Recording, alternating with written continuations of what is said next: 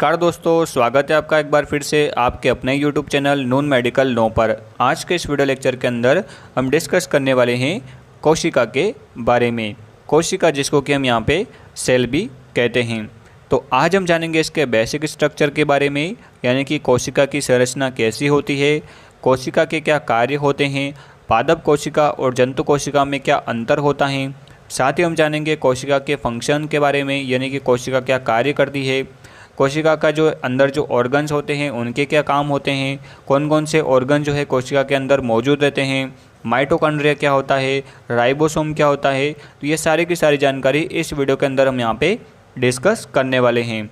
अगर आप एक मेडिकल स्टूडेंट है या फिर जो अगर आप यहाँ पे 12th क्लास NCERT बायोलॉजी का स्टूडेंट है तो ये वीडियो आपको काफ़ी ज़्यादा हेल्प करेगी आपके नॉलेज को इम्प्रूव करने के लिए। तो चलिए बिना टाइम वेस्ट के वीडियो को स्टार्ट करते हैं और सबसे पहले हम यहाँ पे जानते हैं कोशिका के बारे में। तो देखिए, जीवधारियों की आधारभूत संरचनात्मक और कार्यात्मक इकाई को यहाँ पे हम सेल यानी कि कोशिका कहते हैं। संसार के सभी जीव छोटी छोटी कोशिकाओं से मिलकर बने होते हैं।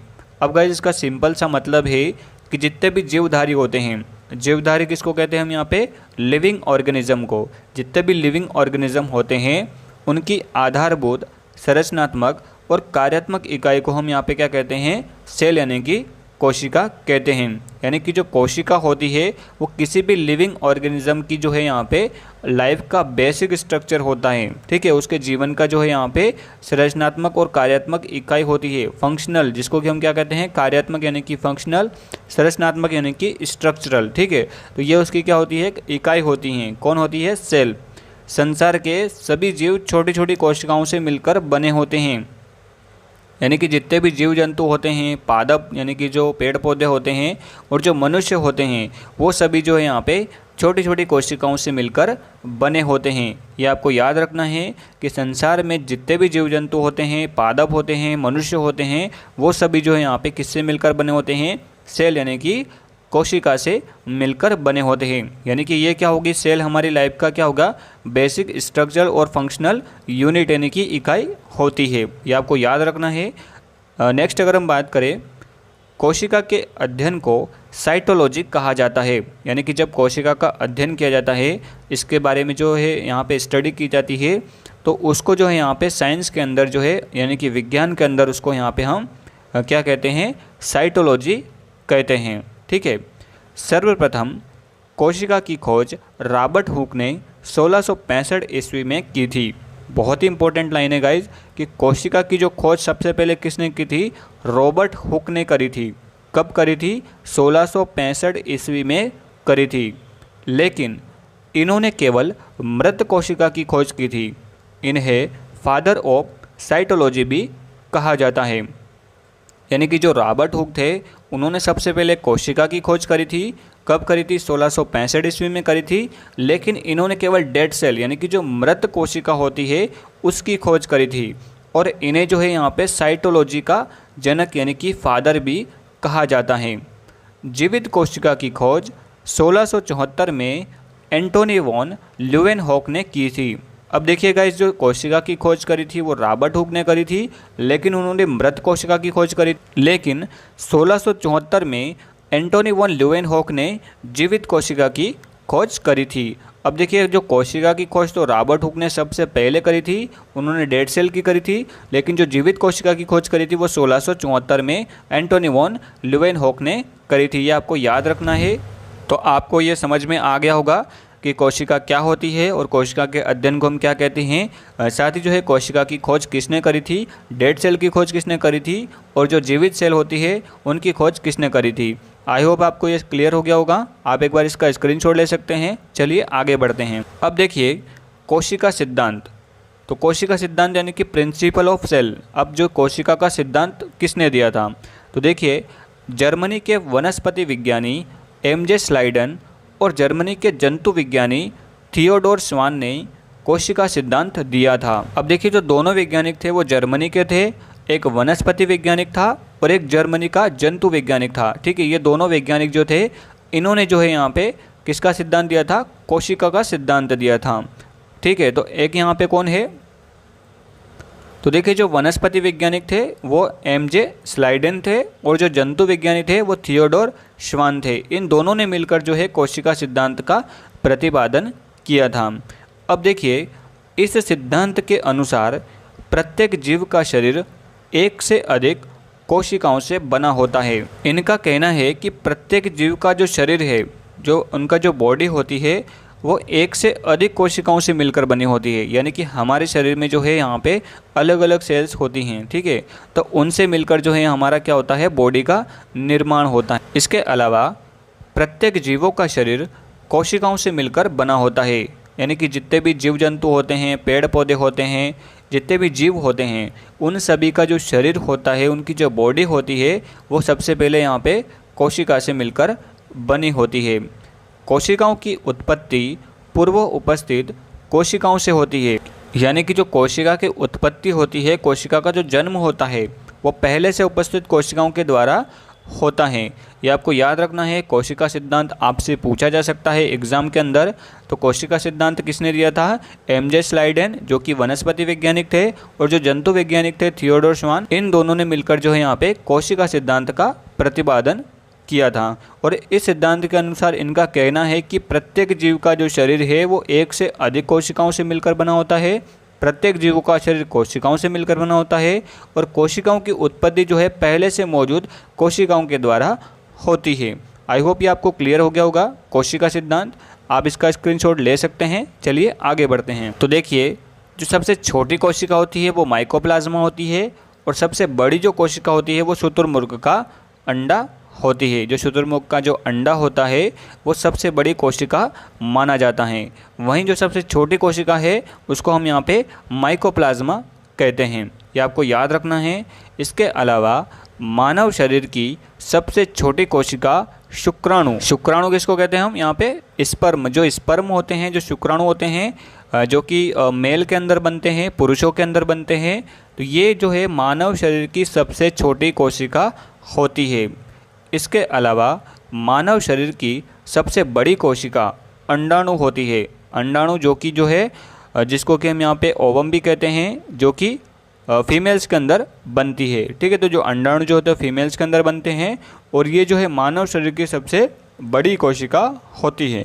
इसके अलावा मानव शरीर की सबसे लंबी कोशिका न्यूरॉन्स होते हैं। यानी कि जो तंत्रिका होती है वो मानव शरीर की सबसे लंबी कोशिका होती है। आई होप ये आपको क्लियर हो गया होगा कि सबसे छोटी कोशिका माइकोप्लाज्मा, सबसे बड़ी कोशिका शुतुरमुर्ग का अंडा, मानव शरीर की सबसे छोटी कोशिका शुक्राणु, मानव शरीर की सबसे बड़ी कोशिका अंडाणु जो कि फीमेल्स के अंदर बनता है, और मानव शरीर की सबसे लंबी कोशिका न्यूरॉन्स होती है।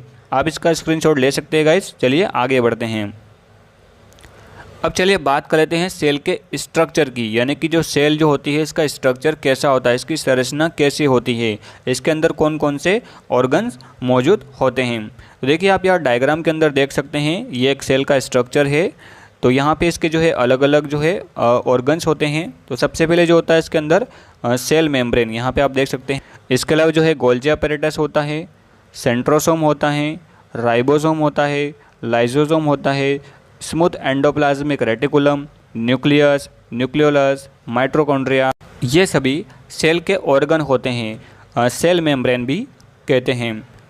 कोशिका के सभी अवयव यानी कि कोशिका के अंदर जितने भी ऑर्गन्स होते हैं वो एक पतली झिल्ली के द्वारा, ठीक है, पतली झिल्ली जिसको कि हम क्या कहते हैं, सेल मेम्ब्रेन, इसके द्वारा जो है चारों ओर से क्या होते हैं, घिरे रहते हैं।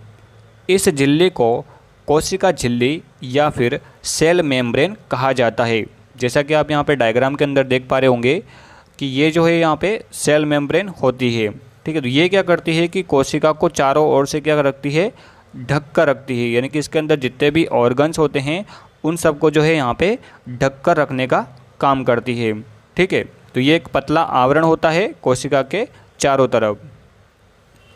कोशिका झिल्ली जंतु और पादप दोनों कोशिका में पाई जाती है। यानी कि जो कोशिका झिल्ली होती है ये जंतु कोशिका और पादप कोशिका दोनों कोशिकाओं के अंदर पाई जाती है। जैसा कि आप यहाँ पे देख पा रहे होंगे कि ये एक पादप जो है, यहाँ पे आप देख पा रहे होंगे कि ये एक प्लांट सेल होती है इसके अंदर भी जो है आपको यहाँ पे सेल मेम्ब्रेन दिखने को मिल रही होगी। तो यहाँ पे आप देख सकते हैं डायग्राम के अंदर। तो ये जो है यहाँ पे पादप कोशिका के अंदर और जंतु कोशिका दोनों कोशिकाओं के अंदर जो है मौजूद रहती हैं। यह कोशिका के अंदर जाने वाले पदार्थ का नियंत्रण रखती है। अब देखिए इसका फंक्शन क्या होता है, सेल मेम्ब्रेन क्या फंक्शन करती है कि ये जो कोशिका के अंदर जो बाहर से अगर कोई पदार्थ आता है तो उसको क्या करती है, यहाँ पे उसका नियंत्रण करके रखती है। ठीक है, उसको कंट्रोल करने का काम कौन करती है, सेल मेम्ब्रेन करती है। इसके अलावा कोशिका झिल्ली अर्धपारगम्य यानी कि सेमी परमिएबल होती है और इसका मुख्य कार्य बाहर से आने वाले पदार्थ व अंदर से बाहर जाने वाले पदार्थ का निर्धारण करना होता है। आई होप ये आपको क्लियर हो गया होगा कि कोशिका झिल्ली का क्या फंक्शन होता है और कोशिका झिल्ली क्या होती है। आप इसका स्क्रीनशॉट ले सकते हैं। चलिए आगे बढ़ते हैं। चलिए अब बात कर लेते हैं कोशिका भित्ति यानी कि सेल वॉल के बारे में। तो देखिए कोशिका भित्ति केवल पादपों में ही पाई जाती है। जो पादप सेल होती है उनके अंदर ही यहाँ पे क्या पाई जाती है, सेल वॉल पाई जाती है, जिसको कि हम यहाँ पे कोशिका भित्ति भी कहते हैं। यहाँ पे आप देख सकते हैं ये एक प्लांट सेल है, तो इसके अंदर आपको यहाँ पे जो है ये सेल वॉल देखने को मिल रही होगी। साथ ही आपको यहाँ पे सेल मेम्ब्रेन भी देखने को मिल रही होगी। तो ये दोनों जो है यहाँ पे किसके अंदर पाई जाती है, प्लांट सेल के अंदर। और जो है जंतु कोशिका के अगर देखें तो जंतु कोशिका के सेल के अंदर जो है यहाँ पे ये नहीं होती है, यानी कि यहाँ पे आपको सेल वॉल देखने को नहीं मिलती है। यह सेलुलोज की बनी होती है। देखिए जो सेल वॉल होती है किसकी बनी होती है, सेलुलोज की। ठीक है, ये आपको याद रखना है। इसके अलावा यह कोशिका को निश्चित आकार बनाने में मदद करती है। यहाँ पे आप देख सकते हैं डायग्राम के अंदर कि जो सेल वॉल होती है ये कोशिका को क्या करती है, एक निश्चित आकृति यानी कि इसको एक स्ट्रक्चर देने का काम करती है। कौन, सेल वॉल। ठीक है, यह पेड़ पौधों को मजबूती प्रदान करती है। जो कोशिका भित्ति होती है ये पेड़ पौधों को यहाँ पे मजबूती प्रदान करने का काम करती है। तो देखिए यहाँ पे जो सेल मेम्ब्रेन होती है वो किसकी बनी होती है, यहाँ पे लिपिड और प्रोटीन की। ठीक, किसकी बनी होती है, लिपिड और प्रोटीन से मिलकर क्या बनी होती है, सेल मेम्ब्रेन बनी होती है। वहीं जो सेल वॉल होती है वो किसकी बनी होती है, सेलुलोज। आपको यहाँ पे याद रखना है कि जो सेल मेम्ब्रेन होती है वो किसकी बनी होती है, लिपिड और प्रोटीन की। वहीं जो कोशिका भित्ति होती है वो किसकी बनी होती है, सेलुलोज की बनी होती है। इसके अलावा जीवाणु की कोशिका पेप्टाइडोग्लाइकेन से बनी होती है, यानी कि जो बैक्टीरिया होते हैं उनके अंदर जो सेल होती है वो किसकी बनी होती है, पेप्टाइडोग्लाइकेन से बनी होती है।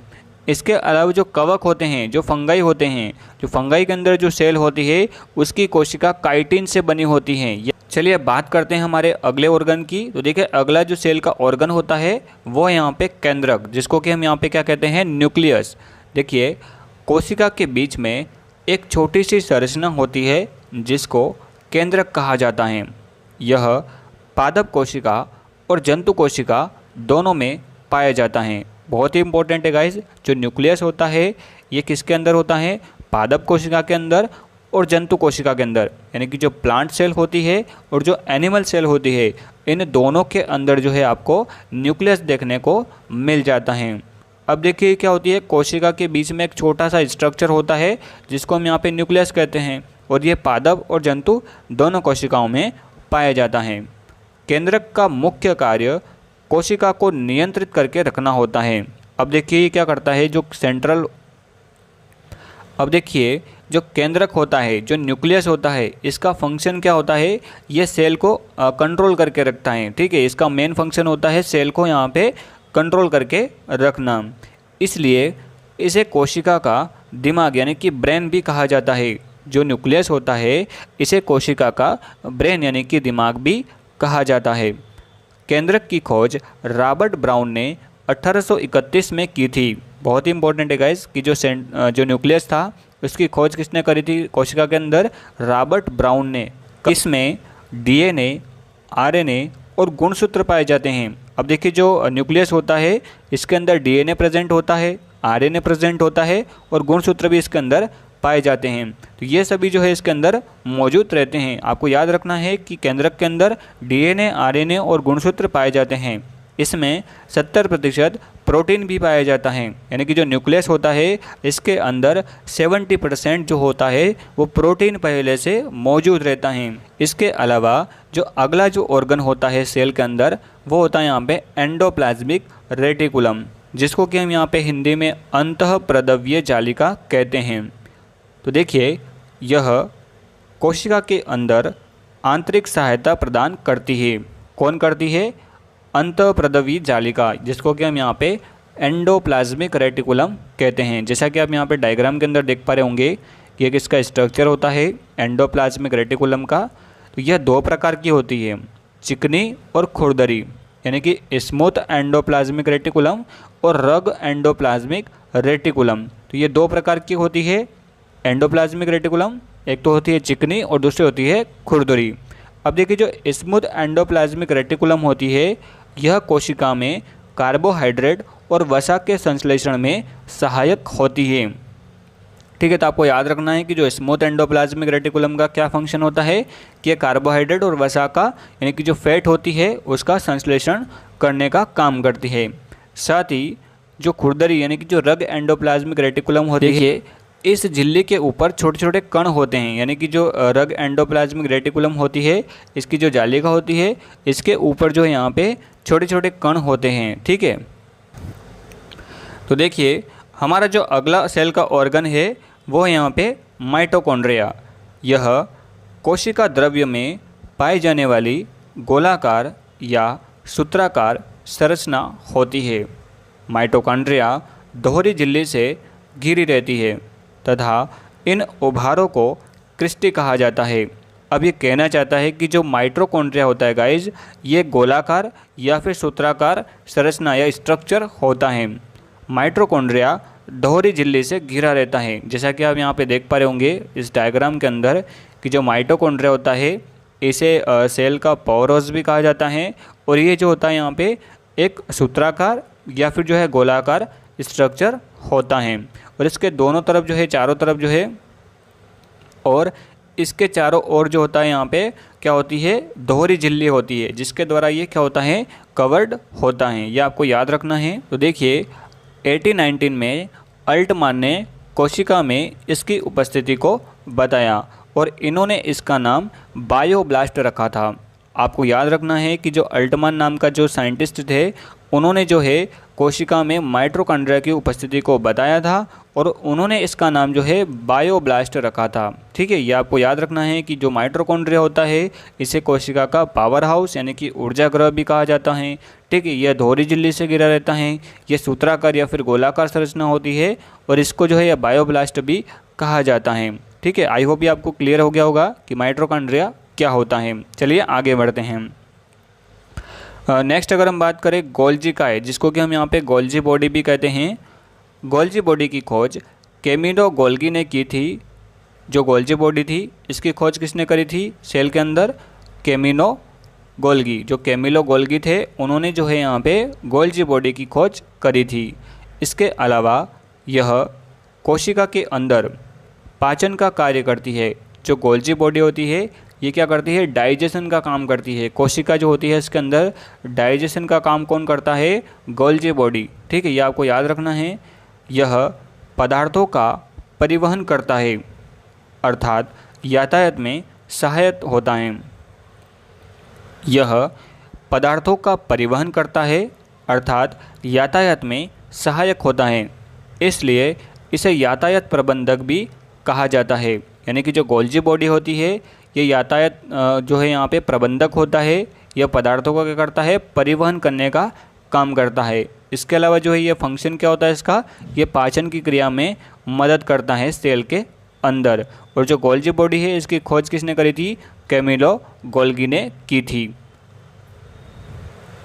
नेक्स्ट अगर हम बात करें यहाँ पे सेंट्रोसोम, यह केवल जंतु कोशिकाओं में पाया जाता है।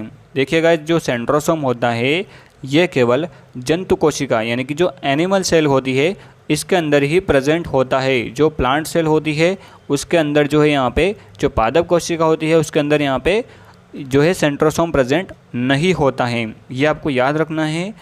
इसके अलावा यह कोशिका के अंदर पाचन का कार्य करती है। जो सेंट्रोसोम होता है ये क्या करता है, कोशिका के अंदर पाचन यानी कि डाइजेशन का काम करता है।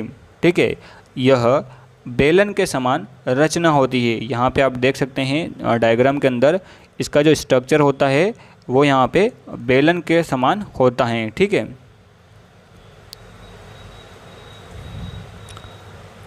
यह कोशिका विभाजन में सहायता करता है, यानी कि जो सेल डिवीज़न होता है उसमें भी जो है यहाँ पे सेंट्रोसोम मदद करता है। इसके अलावा अगर हम बात करें सेल के अगले ऑर्गन की तो वो है यहाँ पे लाइसोसोम। तो देखिए लाइसोसोम की खोज क्रिश्चियन डी डुवे ने की थी। ये आपको याद रखना है कि जो लाइसोसोम था इसकी खोज किसने करी थी, क्रिश्चियन डी डुवे ने करी थी। यह कोशिका के अंदर पाचन का कार्य करती है। जो लाइसोसोम होता है ये सेल के अंदर क्या काम करता है, डाइजेशन का काम करता है। इसके अंदर जल अपघटक एंजाइम भी पाए जाते हैं। जो जल अपघटक एंजाइम होते हैं वो किसके अंदर मौजूद रहते हैं, लाइसोसोम के अंदर। कोशिका के अंदर का यदि कोई अंग काम नहीं करता है तो उस अंग को लाइसोसोम जो होता है वो नष्ट कर देता है। इसलिए इसे आत्महत्या की थैली भी कहा जाता है। बहुत इंपॉर्टेंट लाइन है गाइज, आपसे पूछा जा सकता है कि आत्महत्या की थैली लाइसोसोम को क्यों कहा जाता है। तो देखिए ये क्या करता है कि कोशिका के अंदर अगर कोई ऑर्गन काम नहीं करता है तो उसको ये नष्ट करने का यानी कि उसका भक्षण करता है, उसको खा जाता है। ठीक है, उसको ख़त्म कर देता है। तो इसलिए इसे यहाँ पे आत्महत्या की थैली भी कहा जाता है।